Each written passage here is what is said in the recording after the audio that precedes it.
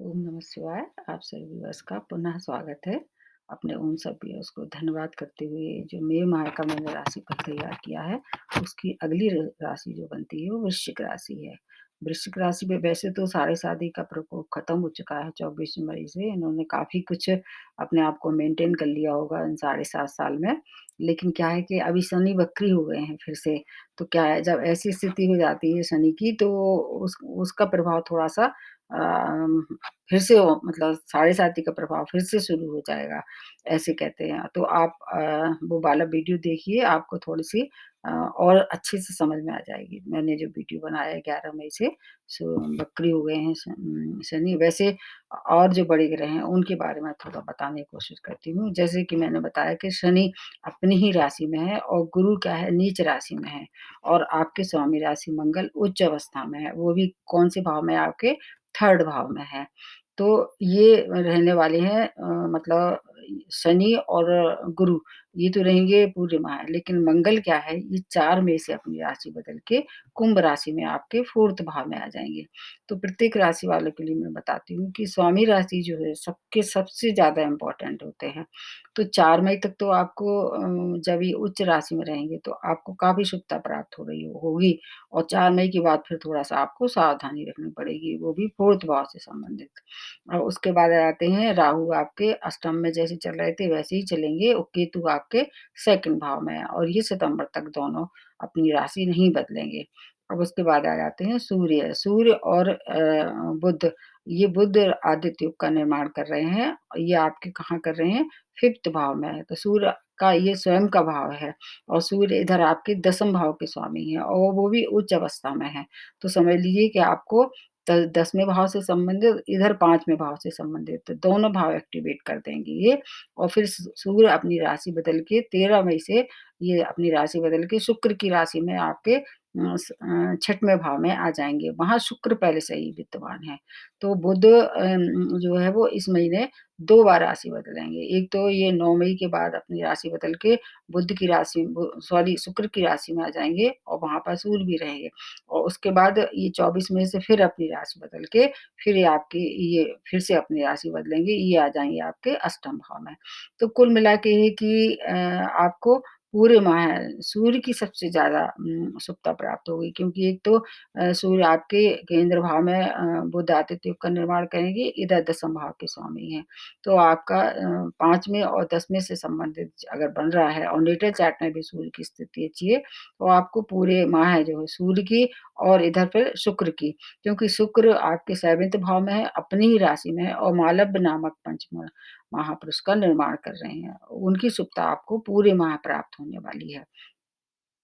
अब जब 3rd भाव से अगर देखा जाए तो फिर आपको 3rd भाव के तहत छोटी-छोटी यात्राओं का, छोटे भाई-बहन का होता है और आपका कहना चाहिए कि मेहनत का भी होता है, तो मेहनत अधिक कराएँगे ये। और 4थे भाव से संबंधित अगर देखें, जब ये 4थे भाव में आ जाएँगे तो फिर वहाँ थोड़ा-सा जैसे भूमि, भवन, वाहन से वहाँ आपको, वहाँ अगर आप खरीदना चाह रहे थे, तो वहाँ थोड़ी सचेतता बरतनी है, अलर्ट रहना पड़ेगा और नहीं तो आपको फिर हो सकता है कोई परेशानी हो। सूर्य आपके कार्य व्यापार में उन्नति करेंगे, उच्च अवस्था में है और चाहे वह आपके 5th भाव में हो, चाहे वह 6th भाव में, 6th भाव भी सूर्य का कारक भाव है। तो अगर आप मतलब कोई प्रमोशन की अभिलाषा थी आपके अंदर, या मान लीजिए आपका ऐसा था कि कुछ क्षेत्र ऐसा था कि सूर्य से संबंधित था, सरकारी नौकरी जैसे ऐसे कह सकते हैं, सरकारी नौकरी की आप तलाश में थे, तो सरकारी नौकरी भी आपको इस महीने प्राप्त हो सकती है। जॉबलेस जैसे जो लोग थे, उनका भला होने वाला है और बॉस और सहकर्मी से आपको विशेष सहयोग प्राप्त होगा। और इधर एक शुक्र की राशि आपके 12th भाव में है, तो विदेश से संबंधित कोई कार्य अगर आप करना चाह रहे थे इस समय, या तो बिज़नेस से संबंधित हो या हायर एजुकेशन से संबंधित, क्योंकि इधर आपका 5th भाव भी एक्टिवेट होगा, तो वो भी जब 5th भाव और इधर आपके ये कहना चाहिए 7th भाव, उधर फिर आपका 12th भाव एक साथ एक्टिवेट होंगे, तो आपको विदेश से संबंधित कोई लाभ होने वाले की संकेत आ रहे हैं। विदेश से अगर कोई काम अटका हुआ था, वो संपूर्ण हो जाएगा और आर्थिक स्थिति भी काफ़ी अच्छी सुदृढ़ रहने वाली है और धन संचय भी इस समय आप कर सकते हैं। लेकिन इसके साथ-साथ व्यय भी होगा, वो भी किस पे? विलासिता पे व्यय होगा, क्योंकि 12th भाव व्यय का भी ये होता है। तो अगर आप अपने ऊपर स्वयं की विलासिता पे कुछ कंट्रोल कर पाएँ तो आपको ज़्यादा अच्छा होगा। नहीं तो हो सकता है कि ज़्यादा व्यय के कारण आपको मानसिक क्लेश हो। शिक्षा में भी आपकी शुभता प्राप्त होगी और कोई कॉम्पिटिशन अगर आप इस समय फेस कर रहे थे तो वो भी आप सफलता की ओर आपको ले जा सकता है।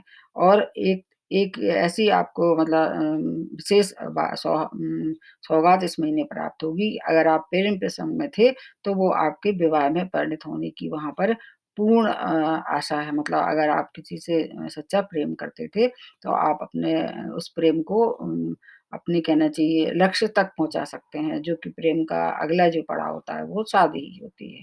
तो इस तरह से पूरे माह आपको हर एक राशि से मतलब हर एक प्लैनेट से आपको लाभ होगा। ख़ास तौर से आपको अपनी थोड़ी-सी फ़ास्ट ड्राइविंग से बचना है क्योंकि राहु आपके अष्टम में है और वो थोड़ा-सा अचानक फल देते हैं। इधर आपके केतु भी आपके 2nd भाव में है, तो वो आपकी वाणी को कैसे बना देंगे, कभी-कभी वाणी में क्या है कष्ट तो ला सकते हैं। तो इसलिए आपको वाणी पे कंट्रोल रखना होगा और फ़ास्ट ड्राइविंग से बचना होगा। फिर भी कोई समस्या है मान लीजिए तो आप हनुमान जी की उपासना करेंगे। अगर आप हनुमान जी की उपासना करेंगे तो आप हर एक परेशानी से आप बचे रहेंगे और अगर हो सके हनुमान चालीसा का पाठ करें या हनुमान मंदिर जाएँ, उनकी सेवा करें, तो आप क्योंकि मंगल का और हनुमान जी का विशेष कनेक्शन होता है। अगर आपके जीवन की कोई भी शुभता कम हो रही है, तो आप हनुमान जी की शरण में जाएँगे, हर एक शुभता का आप लाभ ले सकते हैं। तो आज के लिए इतना ही, नमस्ते और धन्यवाद।